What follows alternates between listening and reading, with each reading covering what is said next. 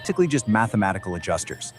The L terms, those are the actual numbers from our to nail down the precise symbolic math problem that has stumped some of the greatest minds out there. We're talking about finding the exact answer to these super complex equations, high-degree polynomials. Most of the time, we have to settle for close enough. But what if close enough just isn't good enough anymore? Today, we are diving into a method that claims to nail down the precise symbolic answer every single time. So here's our game plan. We'll start with this old school math problem to really set the stage.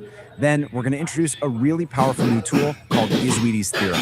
We'll even put it to the test on a tough fifth-degree polynomial and watch its recursive magic unfold. Finally, we'll talk about what it really means to jump from just approximating to achieving absolute precision. All right, so what is this puzzle that's been around for so long? Let's take a look at the actual challenge we're up against. Okay, here it is, a fifth-degree polynomial. Now, if someone asked you to solve for x, where would you even start? Seriously. Most methods are just going to spit out an approximation. Yeah, that's pretty close kind of answer. But we're not hunting for close. We want the exact solution. And that, right there, is the heart of the problem. This really shows you the two different worlds of problem solving. Over on the left, you've got the classical way of doing things. It's all about numerical approximations, which means you're always running the risk of tiny rounding errors. You get close, but you're never perfectly there.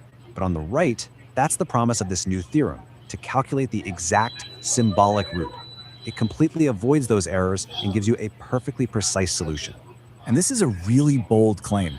I mean, this method is directly challenging some very established mathematics, specifically something called Abel's impossibility theorem.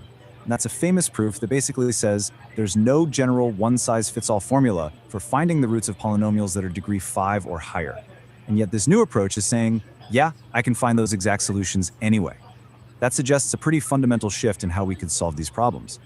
So, what exactly is this new approach that's making such a huge claim? Well, let's meet the star of our show, Ezouidi's theorem. Think of this theorem as a whole new roadmap. It's a very structured process that takes a complex polynomial and just dismantles it piece by piece. The secret sauce here is that it's recursive, which means it takes the answer from step 1 and plugs it into step 2, then takes that result and uses it to solve step 3.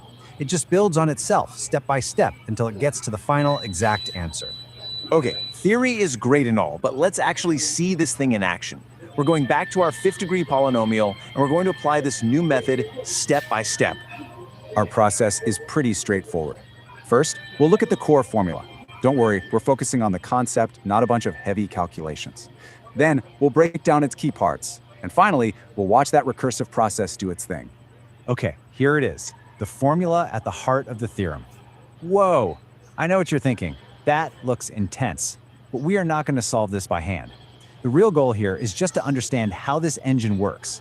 The key thing to notice is how it systematically combines numbers from our original polynomial with the results from previous steps to march towards a solution. Let's break this down real quick. The C terms, they're basically just mathematical adjusters. The L terms, those are the actual numbers from our original equation, you know, the 5s and the 10s. And the most important part is that S term. That's the recursive piece. It literally tells the formula, hey, use the result we got from the last step to solve this current one. All right, with those parts in mind, let's see how the calculation actually unfolds. This is where the magic of that recursive process really starts to shine. So the whole process kicks off at step 0, where this variable k equals 0.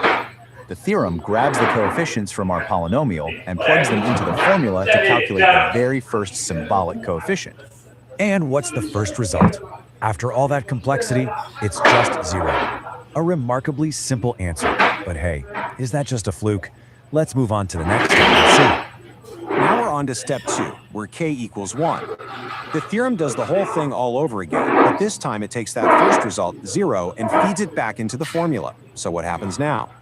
You guessed it, 0 again. Okay, now we're definitely seeing a pattern emerge here. It's like the theorem is systematically just canceling out all the complexity in the polynomial. So, the source material shows this process repeating for the next 3 steps, for k equals 2, 3, and 4. The process is exactly the same. And guess what? The result is the same every single time. 0. The theorem just methodically chugs along until all the symbolic coefficients are found. So, we've run all these calculations, and every single time the result is 0. What on earth does it actually mean for our problem? Well, this is the payoff. This is where it all comes together. This table lays it all out crystal clear. Every single symbolic coefficient that the theorem calculated, from the very first step to the very last, it all came out to 0. This is not a coincidence. This is the solution revealing itself through the process. And here's what that really means. When all of these new coefficients turn out to be 0, the original polynomial basically just collapses on itself. All that complexity just vanishes, and it leaves behind only the core answer, the exact root of the equation. And boom, here's the exact solution. The polynomial has one root, x equals -1, with what's called a multiplicity of 5, which just means the same answer is found 5 times. This is not an approximation. It's a precise, definitive solution derived directly from the theorem. Look, this is way bigger than just solving one equation. This result points to a fundamental shift in how we can approach these kinds of massive mathematical challenges. As the source material puts it, this method provides precise, solvable roots for polynomials once deemed unsolvable. That says it all, doesn't it? It's not just about getting a slightly better answer. It's about finding the right answer and moving us out of the world of close enough and into the world of absolute precision. It really makes you wonder. If a math problem that stood for centuries can be unlocked with a totally fresh approach, what other unsolvable problems out there, in science, in technology, in medicine, are just waiting for the right person to come along, hit them.